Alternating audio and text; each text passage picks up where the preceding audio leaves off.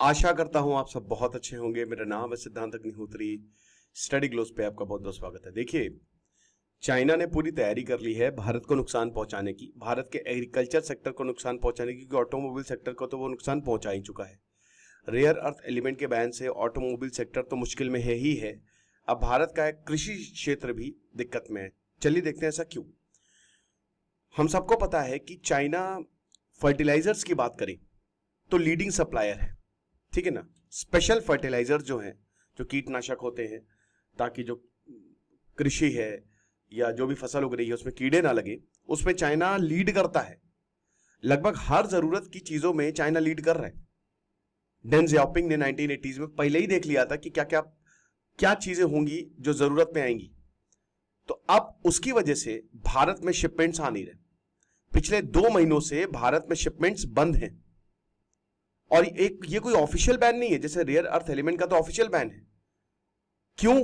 क्योंकि Chinese authority ने delay करवा दिया है, शिपमेंट्स क्लियर नहीं हो रहे हैं।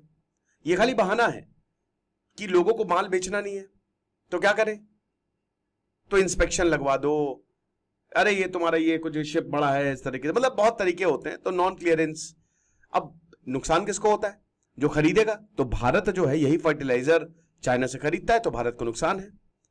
बाकी देशों में एक्सपोर्ट कंटिन्यूड, लेकिन इंडियन मार्केट जो है उनको जबरदस्ती टारगेट किया जा रहा है। बाकी देशों में जा रहे शिपमेंट, कोई डिले नहीं है, कोई इंस्पेक्शन डिले नहीं है, कोई क्लियरेंस ऑफ शिपमेंट का इशू नहीं है, लेकिन भारत में दिक्कत है। क्यों ऐसा हो रहा है? क्योंकि इंडिया चाइना टेंशन पिछले 5 सालों में बहुत ज्यादा है। हालांकि अजीत डोवाल भी चाइना में है, एससीओ का राजनाथ सिंह भी चाइना में है, डिफेंस मिनिस्टर। पीएम जाएंगे मुझे नहीं लगता, क्योंकि एससीओ में राजनाथ सिंह ने साइन करने से डॉक्यूमेंट मना कर दिया कि वो साइन नहीं करने वाले। लेकिन दोस्तों ये बिल्कुल सच बात है। भले ही भारत और चाइना के अभी 4 पॉइंट प्लान भी उन्होंने बताया है कि किस तरीके से बॉर्डर टेंशंस को खत्म करेंगे, लेकिन टेंशंस तो हैं। मिलिट्री स्टैंड ऑफ अभी भी है, दोनों तरफ मिलिट्री लगी हुई है। भारत हमारी साइड पे जबरदस्त इंफ्रास्ट्रक्चर बना रहा है और चाइना अपनी साइड पे इंफ्रास्ट्रक्चर बना रहा है, इनफैक्ट डिस्प्यूटेड साइड पे भी। और ऊपर से जो पाकिस्तान को चाइना बैकिंग करता है, उसकी वजह से भारत बहुत नाराज है। यही एससीओ में बोला भारत ने कि हम डॉक्यूमेंट इसीलिए साइन नहीं करेंगे क्योंकि जाफर एक्सप्रेस तो तुमने डाल दिया इसमें, लेकिन पहलगांव किधर है? तो भारत का जो इन्वेस्टमेंट रिस्ट्रिक्शन है नेबर्स पे, स्पेशली चाइना पे, ये भी सबने देखा है। भारत जो है, आपको बता दूं कि हाल ही में जब से गलवान की क्लैशेस हुई है ना, तो काफी ज्यादा इन्वेस्टमेंट को भी रिस्ट्रिक्ट कर रहा है। मार्केट भारत जो है वो उतना चाइना को दे नहीं रहा है। तो इसकी वजह से ये ब्रॉडर टैक्टिक है कि ट्रेड और export control as a geopolitical tool use करेंगे, कि हम पॉलिटिक्स अपने हिसाब से चलाएंगे। और उसके लिए क्या है, जो चीजें जरूरत है, जो देश बदतमीजी कर रहा है, जो देश बदमाशी कर रहा है, भारत जो है तब भी उनके मार्केट को थोड़ा बहुत मतलब चाहता है कि चलो ठीक है अच्छे रिश्ते होंगे। लेकिन चाइना क्या करता है, अगर उसको कोई देश पसंद नहीं आया तो उसको टारगेट करेगा। और चाइना ने अब ऐसी मोनोपोली बना दी है ना बहुत सारी चीजों में कि वही बेच रहा है। तो उसको भी पता है कि अगर हमने इनके हाथ खींचा तो ये इनकी प्रॉब्लम में आ जाएंगे। इसीलिए कहते हैं डिपेंडेंस सही नहीं है, और आत्मनिर्भरता ये जो मिशन है ये बहुत ज्यादा जरूरी है भारत के लिए। अब कर रहा है चाइना इसको as a geopolitical tool इस्तेमाल, जैसे रेयर अर्थ मैग्नेट के साथ किया इन्होंने। भारत की जो इंपोर्ट डिपेंडेंसी है 80% है स्पेशलिटी फर्टिलाइजर्स पे, जो चाइना से आता है। अब हम सबको पता है कि अभी खारिफ सीजन है, जून दिसंबर, ये पीक सीजन है हमारा। भारत ने इंडस वाटर ट्रीटी पे सस्पेंड की है, तो हो सकता है चाइना भारत को इसलिए प्रेशर भी लाने में भी कोशिश कर रहा हो कि आपने इंडस वाटर ट्रीटी क्यों सस्पेंड की। इस समय जो इंपोर्ट्स हैं वो 1.5 लाख से 1,60,000 टन तक वेरी करते हैं। ये फर्टिलाइजर जो है ये सब्सिडी के अंडर नहीं आते, ठीक है ना, इन पे सब्सिडी आपको नहीं मिलेगी। तो एक तरीके से हाई वैल्यू क्रॉप के लिए प्रीमियम इनपुट है। भाई जाहिर सी बात है, अगर किसी चीज पे सब्सिडी मिलती है वो सस्ती हो जाती है, इन पे सब्सिडी नहीं मिलेगी। तो जो हाई प्रीमियम, जो बहुत ही मतलब महंगे क्रॉप्स होते हैं ना, ठीक है, उनके लिए ये काफी इंपॉर्टेंट रहता है। तो क्या होते हैं इस तरीके के फर्टिलाइजर्स? ये इनोवेटिव नॉन कमोडिटी फर्टिलाइजर्स होते हैं। इनकी बहुत जबरदस्त एफिशिएंसी होती है कि बिल्कुल जबरदस्त न्यूट्रिएंट मिलेगा और आपकी फसल खराब नहीं होगी।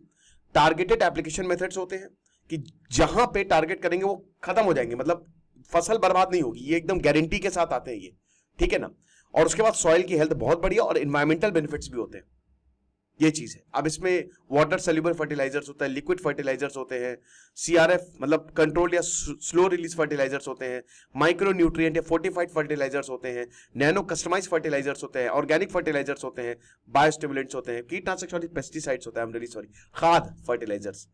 भाई जाहिर सी बात है कि जितना बढ़िया आप प्लांट्स को खाना देंगे उतना अच्छा है, उतना बढ़िया प्लांट उगेगा, राइट। मैंने पेस्टिसाइड बोल दिया, कीटनाशक पेस्टिसाइड होता है। तो मार्केट ग्रोथ की अगर बात करते हैं तो 2029 तक $1 बिलियन तक माइक्रो न्यूट्रिएंट फर्टिलाइजर्स पहुंच जाएंगे, यानी कि 9.2% की कंपाउंडेड एनुअल ग्रोथ रेट।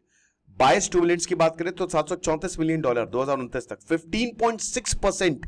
देखिए बायोस्टिमुलेंट्स जो होते हैं ना, इनकी मार्केट बहुत तेजी से ग्रो करेगी, ठीक है। फर्टिलाइजर तो चलिए मतलब ठीक है, लेकिन बायोस्टिमुलेंट आज के जमाने में बहुत जबरदस्त है। क्या होता है बायोस्टिमुलेंट? ये वो सब्सटेंस होता है या वो माइक्रो ऑर्गेनिज्म होता है, जब भी आप प्लांट या सीड्स में डालेंगे, ठीक है, तो ये प्लांट की ग्रोथ को बहुत तेजी से बढ़ाता है। क्यों? जैसा कि नाम है ना, स्टिमुलेंट, ये नेचुरल प्रोसेस को और तेज कर देता है।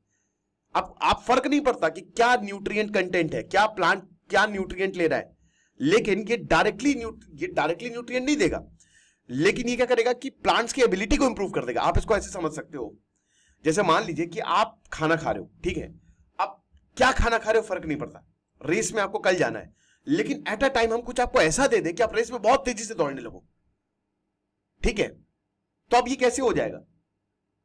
आप कितनी तेजी से दौड़ते हो उससे आपका न्यूट्रिएंट से अगर हमको हटाना है तो सबसे पहली बात कुछ आपकी बॉडी में बढ़िया चीज इंजेक्ट कर दी जाए, है ना, स्ट्रेस अच्छे से आप टॉलरेट कर सको। तो बेसिक, और जो भी आपके पास है, जो भी आपकी बॉडी है, वो जो भी आप ले रहे हो उसको अच्छे से एब्जॉर्ब कर सके। तो यही बायो स्टिमुलेंट्स भी करते हैं, ये जो भी न्यूट्रिएंट्स होते हैं ना उसको बहुत अच्छे से एब्जॉर्ब करते हैं और ज्यादा इफेक्टिवली एब्जॉर्ब करते हैं। स्ट्रेस टॉलरेंस इनकी बहुत ज्यादा होती है, जैसे ड्रॉट या एक्सट्रीम टेम्परेचर आ गया या सैलिनिटी आ गई, तो ये आसानी से इस स्ट्रेस को टॉलरेट कर दे जाएंगे। और उसके बाद ग्रोथ और यील्ड भी कमाल की होती है, ये क्रॉप क्वालिटी को इंप्रूव करता है, सॉइल हेल्थ को इंप्रूव करता है, साइज, कलर, फिर हार्वेस्ट करने के बाद। तो इसीलिए बायोस्टिमुलेंट का जो मार्केट है ना बहुत तेजी से आगे बढ़ रहा है, क्योंकि आजकल के जमाने में क्या है कि भैया ग्लोबल वार्मिंग है, तो सैलिनिटी हो गया, ड्रॉट हो गया, एक्सट्रीम वेदर हो गया, ये बहुत कॉमन है, और इसीलिए 15.6% का मार्केट है ये CAGR। और ऑर्गेनिक फर्टिलाइजर तो क्या ही बात करें, कुछ भी ऑर्गेनिक के नाम पे बेच दो, ये $1.13 बिलियन का हो जाएगा मार्केट। ये हिसाब किताब है। डोमेस्टिक प्रोडक्शंस में दिक्कतें हैं, अभी हम उस हिसाब से स्पेशलिटी फर्टिलाइजर जो है वो नहीं लगाते हैं, क्योंकि हमारे पास अभी वो एडवांस टेक्नोलॉजी है नहीं, और ये बड़ी दिक्कत है हमारे यहाँ। एग्रीकल्चर का आउटपुट 18% है, हम एग्रोटेक ला नहीं रहे हैं, और अगर हम ऐसा नहीं हम कर नहीं सकते। देखिए पीयूष गोयल ने, मैं उनकी बात से एग्री नहीं करता, लेकिन उन्होंने एक चीज तो सही बोली थी कि अब हमको हर फील्ड में टेक्नोलॉजी लानी पड़ेगी, तो स्केलिंग जो है वो नहीं हो पा रही है, और इन फर्टिलाइजर्स को हम नहीं प्रोड्यूस कर पा रहे हैं। भाई जाहिर सी बात है उतना प्रॉफिटेबल नहीं है। अब प्रॉफिटेबल होने के लिए आपको सारे किसान जितने भी हैं, सिर्फ बड़े किसान नहीं, उन सबको आपको पैसे देने पड़ेंगे, उनका सबको एफिशिएंट बनाना पड़ेगा। फिर उसके बाद डोमेस्टिक वॉल्यूम्स काफी कम है, जिसकी वजह से लोकल प्रोडक्शन काफी कम है, और उसके बाद सब्सिडी भी नहीं मिलती है, तो लोग भी नहीं जाते हैं। लेकिन अभी प्राइमरी फर्टिलाइजर्स को ये रिप्लेस कर रहे हैं, क्योंकि इनकी स्पेशलिटी ज्यादा है, और क्योंकि अब इनका ट्रेंड दिख रहा है, इनकी ग्रोथ दिख रही है, तो इसीलिए डोमेस्टिक कंपनीज भी अब इस मैन्युफैक्चरिंग को एक्सप्लोर कर रही हैं। Deepak fertilizer, Paradeep, Nagarjuna fertilizer company जो है, अभी ये बहुत तेजी से मार्केट बढ़ेगा, अभी काफी ज्यादा एक्टिव है। अभी हम कहां से पॉसिबल अल्टरनेट, जैसे चाइना ने बंद किया हुआ तो जॉर्डन यूरोप है, ठीक है, लेकिन प्रॉब्लम क्या है, मैंने बोला भैया हमको 1 हफ्ते में चाहिए, आ रहा है 1 महीने बाद, तो कोई मतलब है? चाइना 1 हफ्ते में क्या 3 दिन पहले आ जाए? लेकिन आप इन देशों पे भरोसा नहीं कर सकते, कब आएगा, क्या आएगा, कॉस्ट ज्यादा हो जाएगी, तो सप्लाई चेन टाइमलाइंस का एक बहुत बड़ा इशू है। और अभी तो क्योंकि पीक सीजन है ना, पीक सीजन है, तो ये चीजें आप आराम से देख लीजिएगा। भारत का वेस्ट एशिया और यूरोप का है, और भारत वैसे तो लोकल प्रोडक्शन के लिए इंसेंटिव भी दे रहा है, भारत ऑप्शन दे सकता है ये, ठीक है। तो ये सब तो मैं आपको बता ही चुका हूं।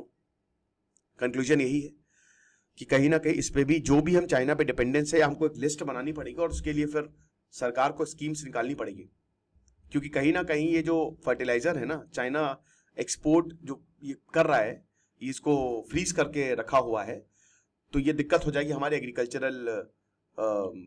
के लिए। आप ऐसा नहीं है, मतलब भारत का एग्रीकल्चर काफी डाइवर्स है, ठीक है, बट उतना भी नहीं है, तो इसीलिए हमको देखना पड़ेगा। आपको क्या लगता है मुझे कमेंट बॉक्स में बताइएगा। खुश रहिए, पढ़ते रहिए। दिस इज सिद्धांत अग्निहोत्री साइनिंग ऑफ।